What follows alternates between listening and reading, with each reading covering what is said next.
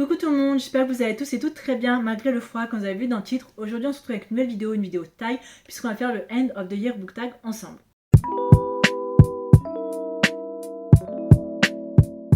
Je traînais un peu sur mes abonnements Booktube, voilà, et je suis tombée sur une vidéo de Throne of Page, qui est une booktubeuse anglophone que j'aime beaucoup, qui a sorti ce tag là. Je vais vous mettre sa vidéo dans le petit juste là, ou là je sais pas si vous avez envie de voir la vidéo. Voilà, je me suis dit ce serait plutôt cool de le faire, parce que on est fin novembre, on arrive début décembre, donc on arrive en fin 2025, et quoi de mieux que de faire un petit tag sur la fin de l'année.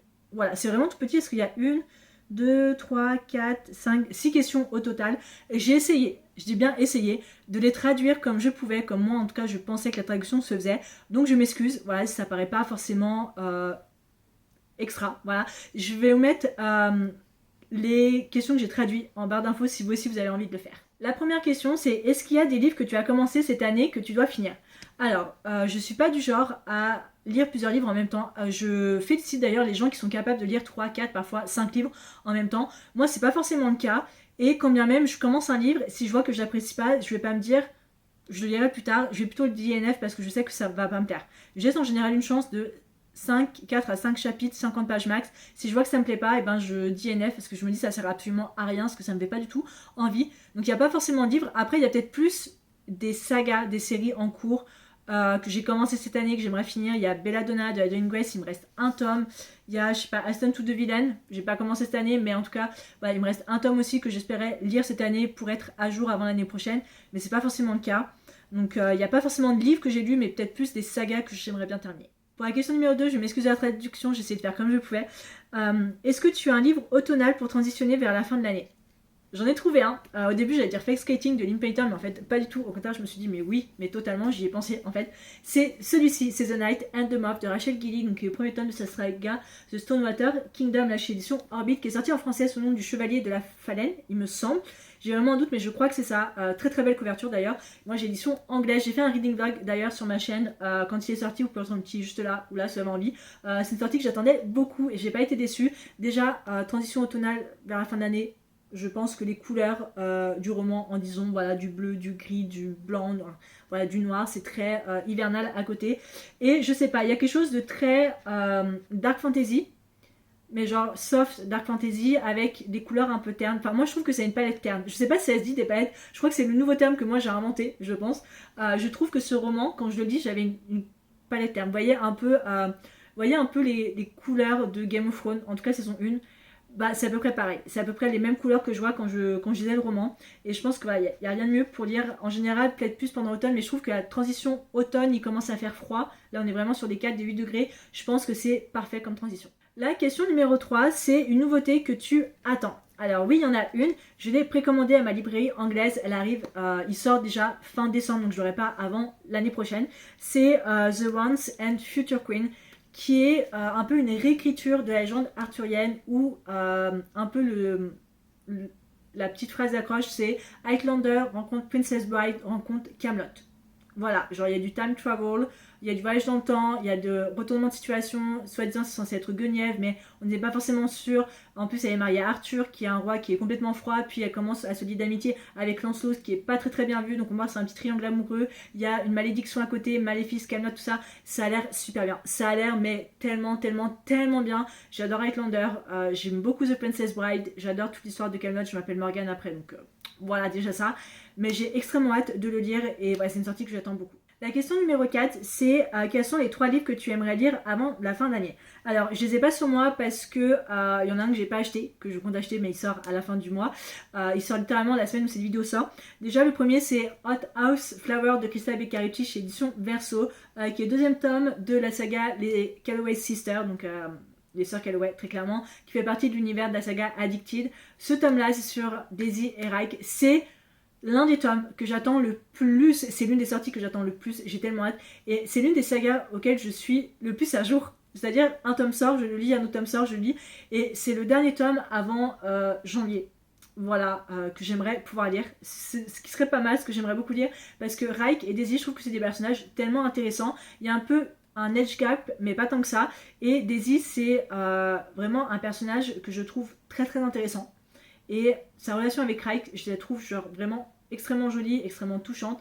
même si on les voit vraiment que en tant qu'amis entre la saga Addicted et Kiss the Sky. Mais je sais pas, j'ai extrêmement hâte de lire.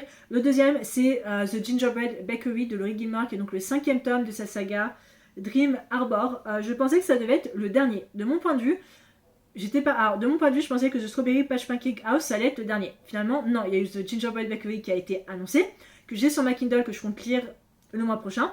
Et je pensais que c'était le dernier. Mais non, parce qu'il y a un truc qui s'appelle The Daisy Flower Shop, qui sort l'année prochaine.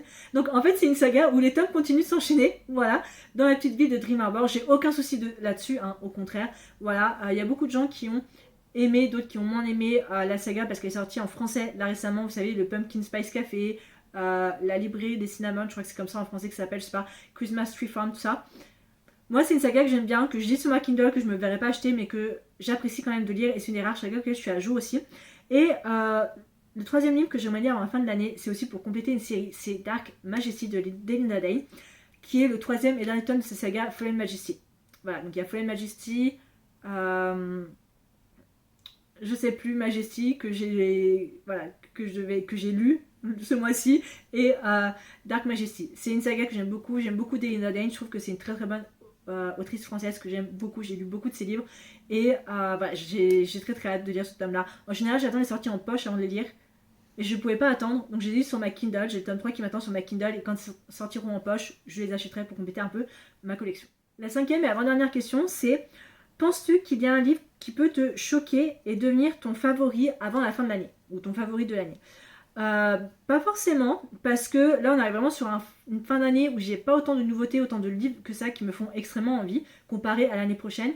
Mais je pense que Hothouse Flower peut facilement faire partie, en tout cas rejoindre le palmarès de mes favoris 2025, très clairement, parce que comme j'ai dit, j'adore Daisy, j'adore Reich, et je sais pas, il y a quelque chose qui m'attire vraiment. Je crois que c'est autant Kiss the Sky, c'était vraiment le tome que j'attendais le plus, mais là, après la fin de Kiss the Sky, après Kiss the Sky en général, je me dis Hothouse Flower peut vraiment faire partie de mes favoris.